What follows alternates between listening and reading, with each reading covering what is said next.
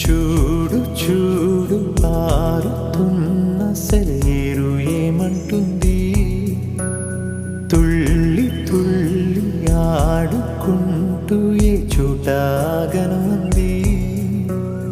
నింగిలోని నీలి మేఘమేమి అన్నది, రాగాలు పాడుకుంటూ హాయిగా తేలి తేలి పొమ్మన్నది, నాతో కలిసి రమ్మన్నది.